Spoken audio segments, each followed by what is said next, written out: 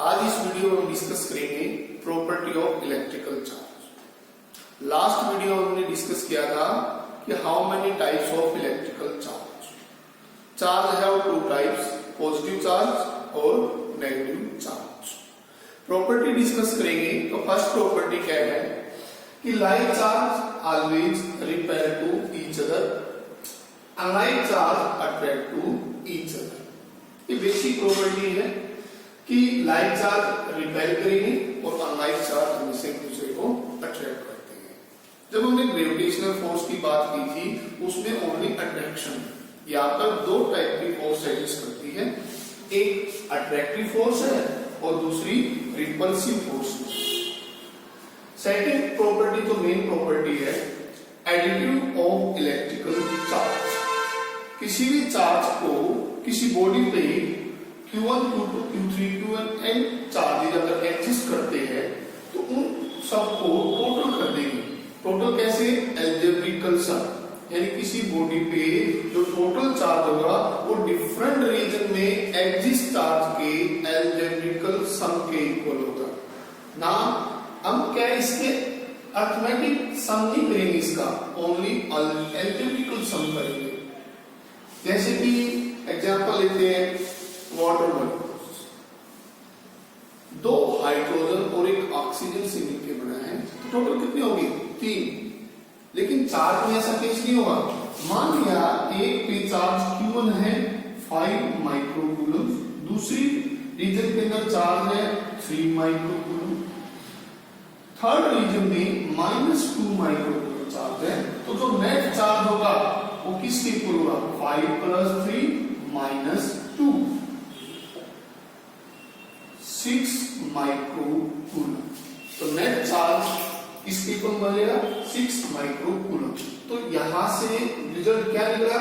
जो electrical charge है additive nature का और total charge on a extended body is algebraical sum of charge in the different region of the body.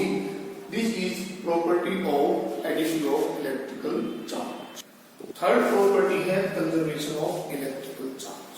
Main base principle इसका conservation of electrical charge कि charge can not create nor be destroyed but it can be transfer from one body to another body.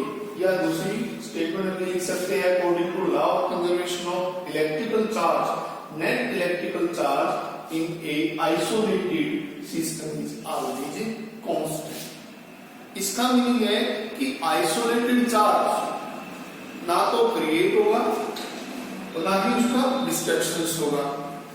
जैसे कि हम example consider करके एक body consider कर लेते हैं। बॉडी क्या है? न्यूट्रल है। जैसे कि हमने ग्लास रोड ली, ग्लास रोड को हमने ए बॉडी कंसीडर कर लिया। इनिशियल कंडीशन पे उस पे चार्ज कितना है? 0। दूसरी हमने सिल्क, दूसरी बॉडी कंसीडर की, उस पे भी चार्ज कितना है? 0। दोनों पे चार्ज कितना आ जाएगा? 0।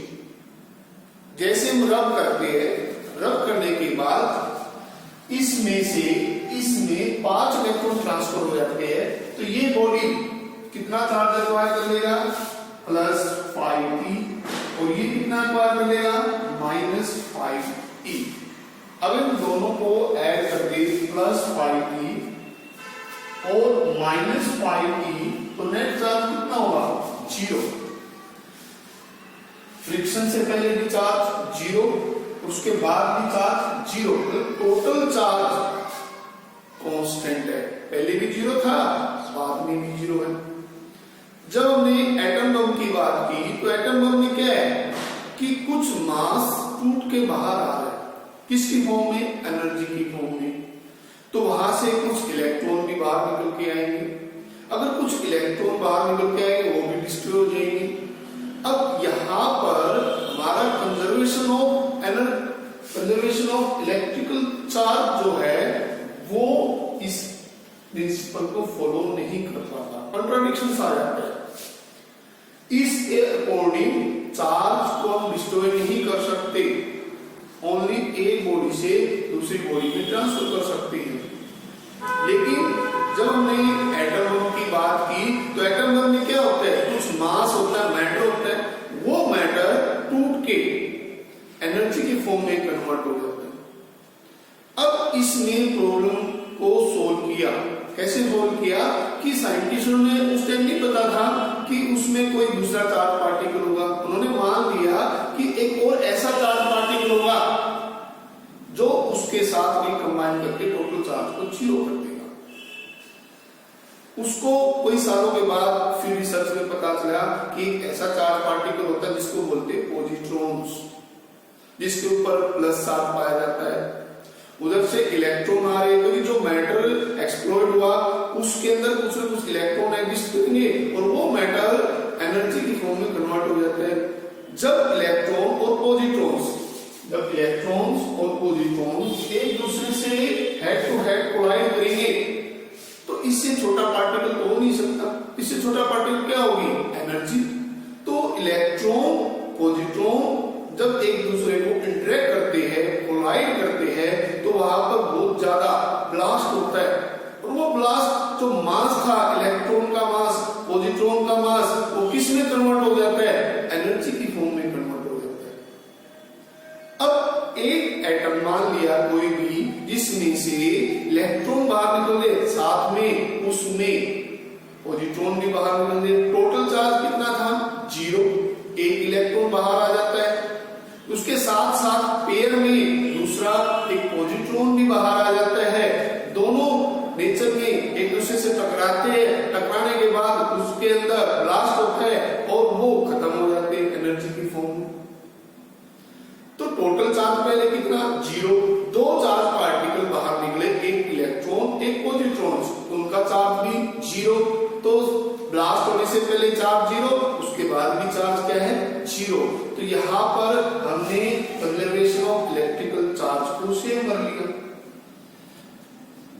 अब क्या ऐसा भी पॉसिबल है कि हम पेयर के अंदर प्रोड्यूस करें एनर्जी को, अगर हम किसी मैटर के ऊपर इंटरेक्ट करते हैं, उस मैटर में वो इलेक्ट्रॉन्स और वो पॉजिट्रॉन्स जो फोटॉन्स हमने मैटर के ऊपर इंटरेक्ट किया, जैसे कि एक मैटर ले लिया, उसके ऊपर हमने फोटोन को इंटरेक्ट किया।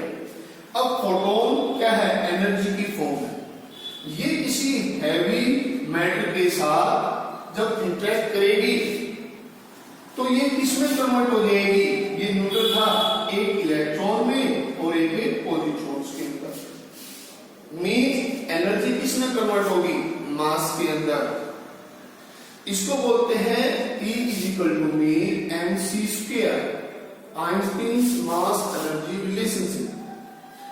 जब हमने इनहेलिनेशन किया, ये इनहेलिनेशन है जिसमें हम एक इलेक्ट्रॉन और एक पॉजिट्रॉन को इंटरेक्ट करते हैं।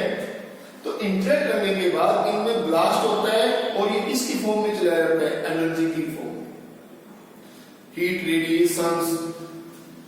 तो इनहेलिनेशन के अंदर प्रोसेस जो चार्ज कंसीडर किया हमने स्टार्टिंग में, इस पे माइनस की, इस पे प्लस की, दोनों को ऐड किया, नेट चार्ज कितना आ गया?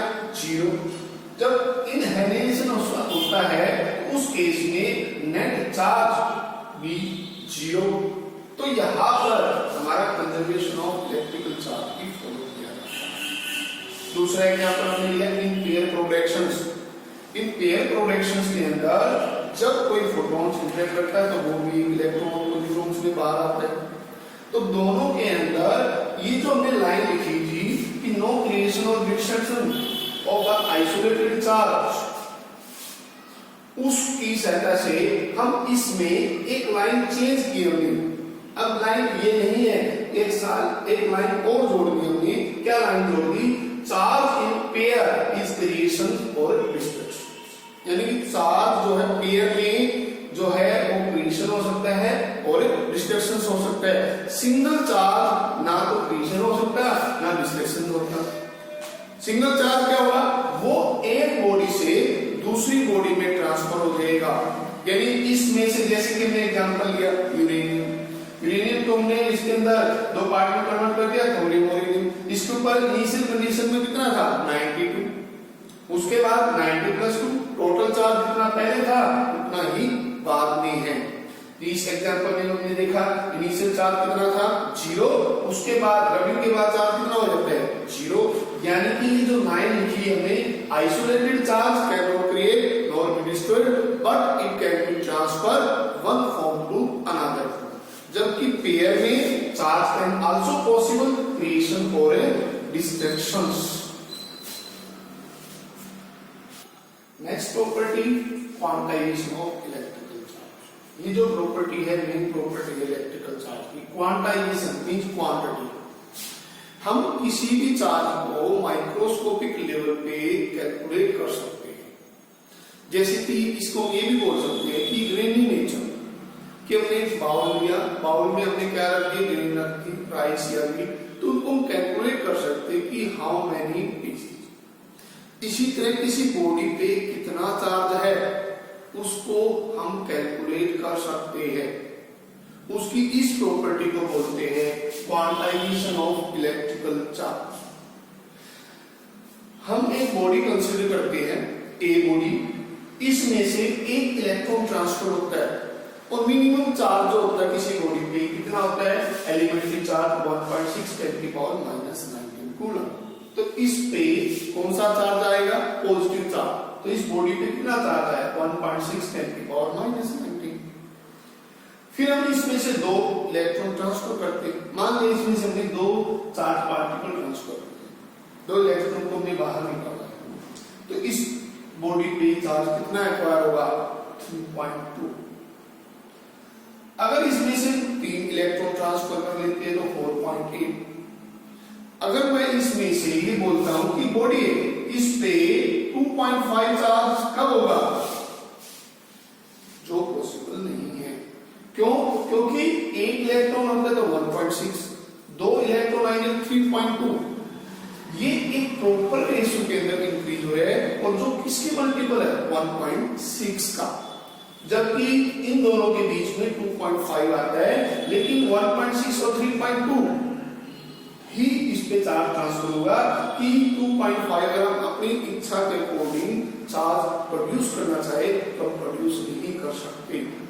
ये नेचर के रूल के अनुसार इसका इंटीग्रल मल्टीपल चार्ज ही प्रोड्यूस होगा, यानी कि ये अगर हम बात करते हैं पहले 1.2 फिर 3.2 4.8 इस तरह ये चार्ज इंक्रीज होता है, ना कि ये चार्ज इस फॉर्म के अंदर कन्वर्ट होगा, तो ये डिसकंटिन्यूअस है।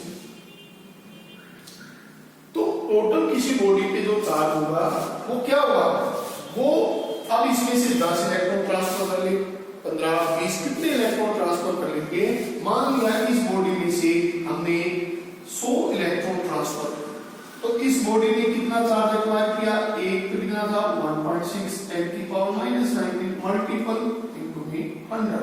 तो इस बॉडी ने अगर एक इलेक्ट्रॉन को लॉस करेगा तो पॉजिटिव चार्ज आ जाएगा, तो पॉजिटिव का चार्ज आ जाएगा 1.6 10⁻⁷ कूलम, इतना चार्ज एक्वायर करेगा। जो बॉडी 100 इलेक्ट्रॉन लेगी उस पे कितना चार्ज आ जाएगा -1.6 10⁻⁷ कूलम।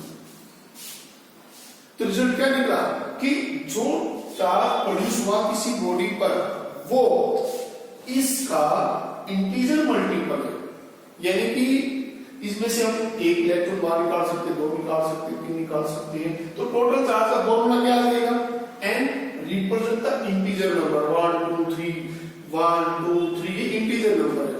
ये किसके साथ ऐड हो रहे हैं कि जो टोटल एलिमेंट्री चार्ज है किसी भी इलेक्ट्रॉन के ऊपर 1.6 10⁻⁹। एक इलेक्ट्रॉन हो तो 1.6, 2 पे 3.2, थर्ड पे 4.8, n कितने हो गए तो n कितना हो जाएगा Ne। तो डेफिनेशन क्या होगी, existence of charge in a discrete packet rather than a continuous amount and total charge on a body is equal to the integer multiple of elementary charge particles. यहाँ पर E क्या है elementary charge particle, इसकी value कितनी है 1.6 10⁻⁹ coulomb, और n की value हमेशा इंटीजर के अंदर मिलेगी। तो इसका जो फॉर्मूला इसके अंदर हमने बना दिया वो क्या बन गया, प्लस चार्ज कब होगा जब ये इलेक्ट्रॉन देगा, माइनस कब होगा, जब ये इलेक्ट्रॉन लेगा। तो किसी बॉडी पे टोटल चार्ज कैलकुलेट करने के लिए हमारे पास एक प्रॉपर्टी एग्जिस्ट करती है चार्ज की, उस प्रॉपर्टी को बोलते हैं क्वांटाइजेशन ऑफ इलेक्ट्रिकल